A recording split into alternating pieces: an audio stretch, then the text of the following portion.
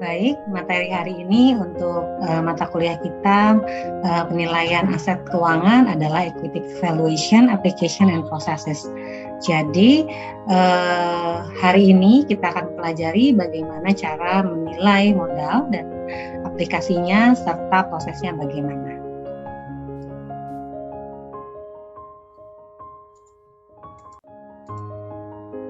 Yang pertama, kita harus ketahui dulu apa itu value atau nilai. Nilai merupakan fakta, tapi lebih merupakan perkiraan manfaat ekonomi atas barang dan jasa pada suatu waktu tertentu dalam hubungannya dengan definisi nilai tertentu. Nah, ini adalah definisi nilai menurut beberapa ahli. Jadi ada Horton and Hunt, nilai adalah suatu gagasan mengenai apakah suatu tindakan itu penting ataukah tidak penting. Kemudian menurut Purwadarminto, nilai dapat dijelaskan menjadi 5 hal, diantaranya adalah sesuatu harga sesuai taksiran, angka kepandaian, suatu kualitas, dan juga sifat-sifat penting.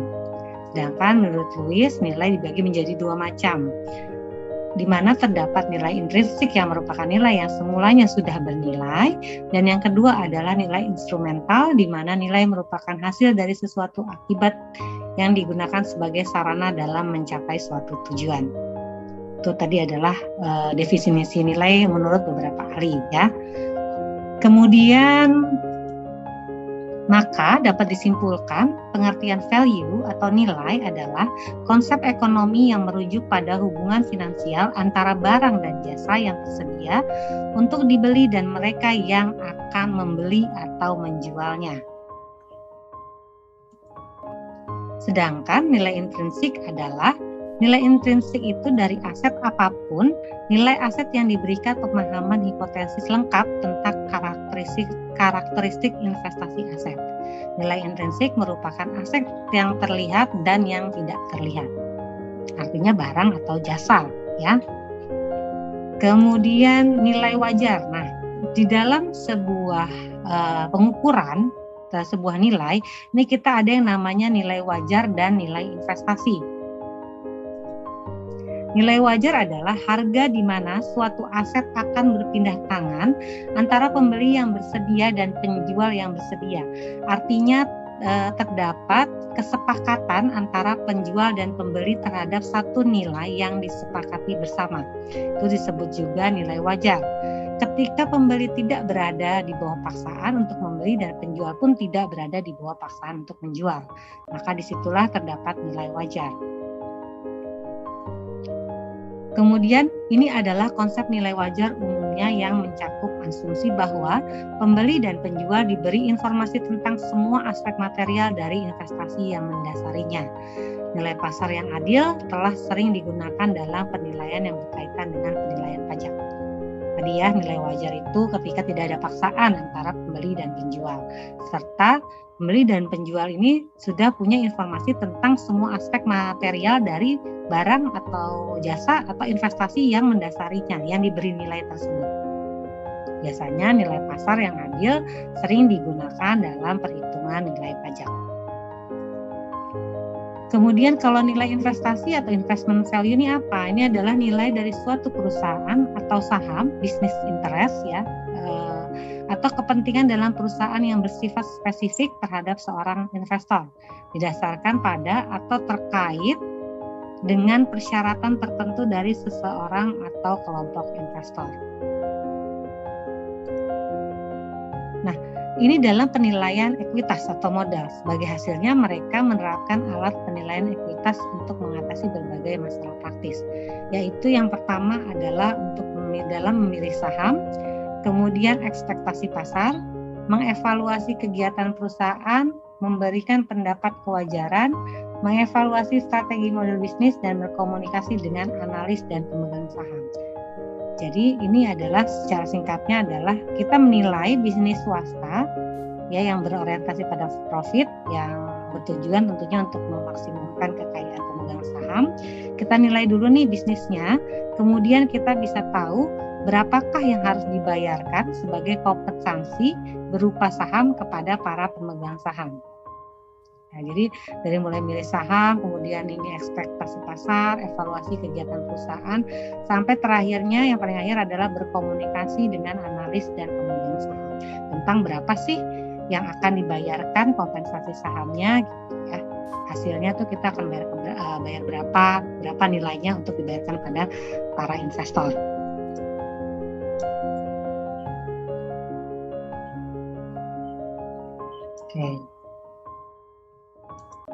Oke. Penilaian proses penilaian melibatkan 5 langkah berikut. Yang pertama, kita harus paham dulu bisnisnya ini seperti apa, bisnis perusahaannya ini seperti apa. Ya, kita paham dulu bisnis perusahaannya seperti apa. Kemudian kita ramalkan kinerja perusahaan, tentunya dengan menganalisis laporan keuangan, contohnya seperti itu. Kemudian memilih model penilaian yang sesuai. Jadi kalau kita melakukan peramalan kinerja perusahaan, kita harus memilih model penilaian yang sesuai untuk mengukur kinerja perusahaan tersebut. Kemudian konversi perkiraan menjadi penilaian. Setelah kita melakukan estimasi atau perkiraan, kita konversi menjadi sebuah penilaian yang dapat dijadikan kesimpulan atas berapakah nilai perusahaan tersebut, bisnis tersebut berapa, sehingga kita tahu apakah kita akan berinvestasi di bisnis tersebut ataupun tidak. Kemudian ini adalah dalam rangka memahami bisnis dalam proses penilaian. Untuk memperkirakan kinerja perusahaan secara finansial ya, untuk memperkirakan kinerja finansial sebuah perusahaan yang pada gilirannya akan menentukan nilai investasi dalam perusahaan atau surat berharga, akan sangat membantu untuk memahami konteks ekonomi dan industri di mana perusahaan beroperasi, strategi perusahaan, dan kinerja keuangan perusahaan sebelumnya. Artinya historikalnya bagaimana nih, kinerja perusahaannya tahun-tahun sebelumnya bagaimana gitu ya. Nah, bersama-sama dengan analisis laporan keuangan perusahaan memberikan dasar untuk kinerja peramalan. Jadi dengan adanya data sebelumnya, tahun-tahun sebelumnya, diharapkan kita mampu meramal atau memprediksi kinerja perusahaan ke depan, sehingga bisa memberikan penilaian untuk bisnis tersebut. Kemudian ini industri dan analisis kompetitif. Ada berbagai kerangka untuk industri dan analisis kompetitif.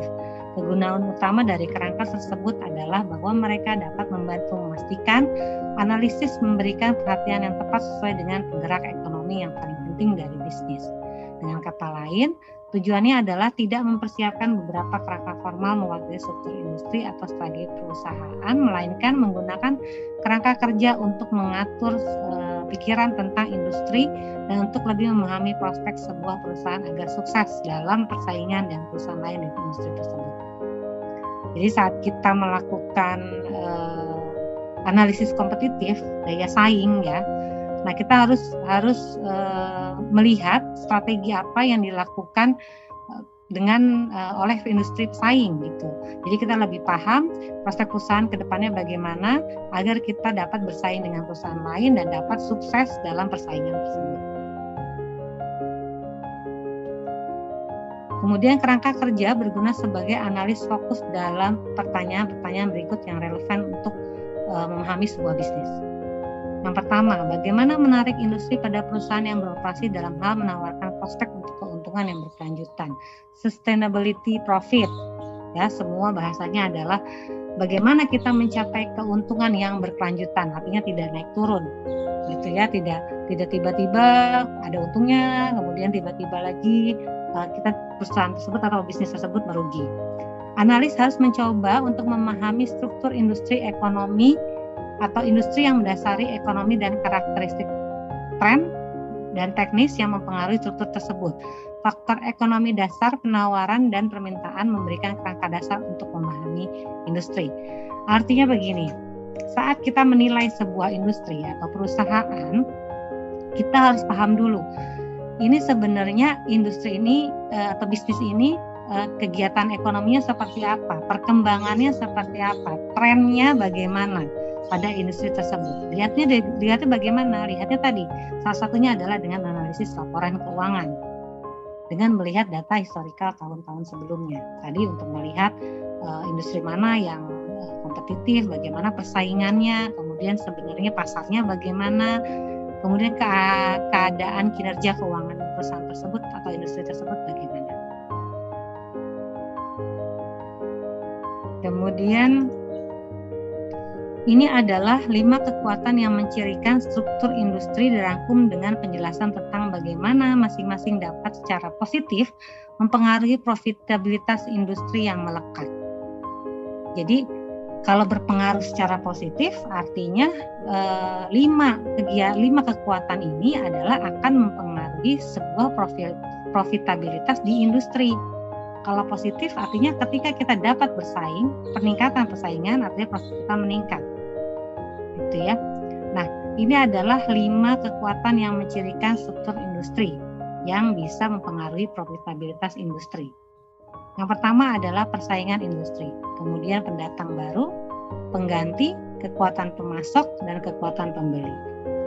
Nah, ini kita harus perhatikan nih, karena hal-hal ini berkaitan dengan profitabilitas sebuah industri atau bisnis. Jadi 5 kekuatan ini kita harus terus-terusan punya sebagai industri atau sebuah bisnis. Kita mampu bersaing. Ketika kita mampu bersaing, karena ini hubungannya positif, ketika kita sanggup bersaing lebih kuat, gitu, berarti profitabilitas kita meningkat. Ketika kita dapat menyaingi atau menghadapi pendatang baru dengan produk-produk kita yang kita punya, artinya perusahaan kita juga profitabilitasnya juga akan meningkat. Dan dengan kata lain, nilai perusahaan kita pun akan meningkat. Kemudian barang pengganti. Apakah kita sebagai industri punya barang pengganti atau ada pesaing baru yang bisa menggantikan barang kita? Apakah bisnis kita dapat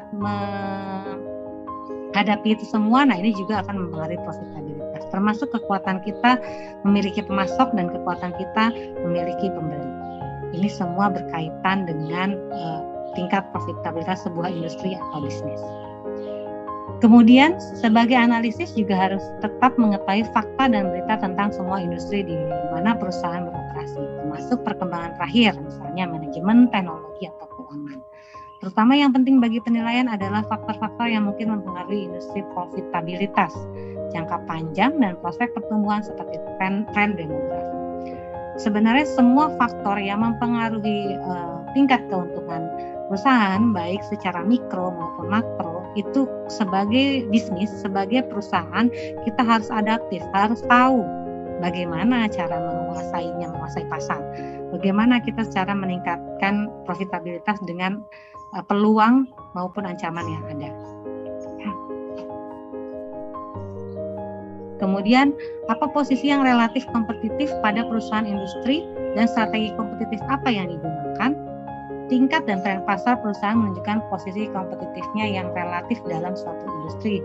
Secara umum, nilai perusahaan lebih tinggi sejauh itu dapat dibuat dan dipertahankan keunggulannya. Porter mengidentifikasikan 3 strategi perusahaan generik untuk mencapai kinerja di atas rata-rata.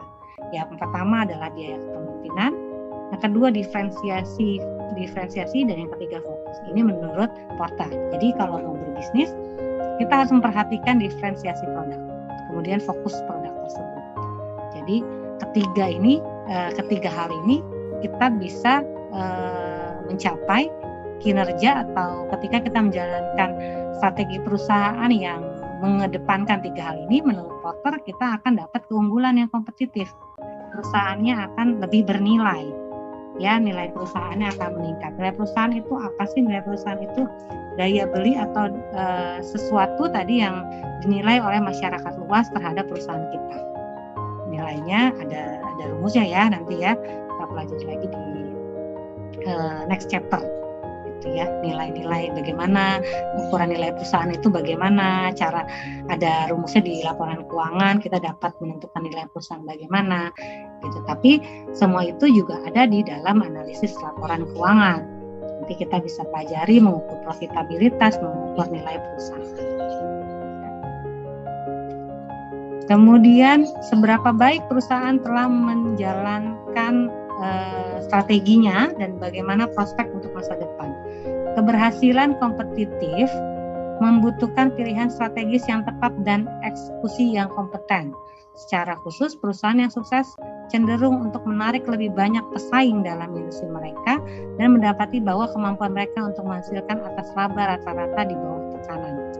Sebaliknya, perusahaan yang berkinerja buruk sering direstrukturisasi sedemikian rupa untuk meningkatkan profitabilitas jangka panjang. Jadi, kalau perusahaan tersebut berhasil, biasanya pesaingnya lebih tinggi, ya, pesaingnya lebih banyak sehingga industrinya lebih kompetitif. Nah, ini analisis laporan keuangan. Jadi laporan keuangan itu dianalisis untuk melihat bagaimana kinerja tahun-tahun sebelumnya dan untuk memprediksi, mengestimasi keadaan ke depan. Dan untuk mengestimasi juga di mana profitnya akan berapa kira-kira, kemudian evaluasi kinerja yang masa lalu, kemudian nilai perusahaannya bagaimana sekarang yang terjadi dan yang nanti, ya, evaluasi dan sasaran target ke depannya.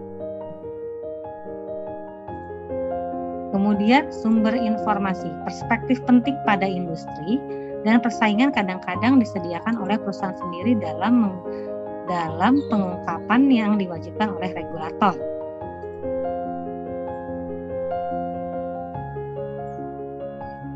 Ya, sumber informasi, perspektif penting pada industri dan persaingan kadang-kadang disediakan oleh perusahaan sendiri dalam pengungkapan yang diwajibkan oleh regulator.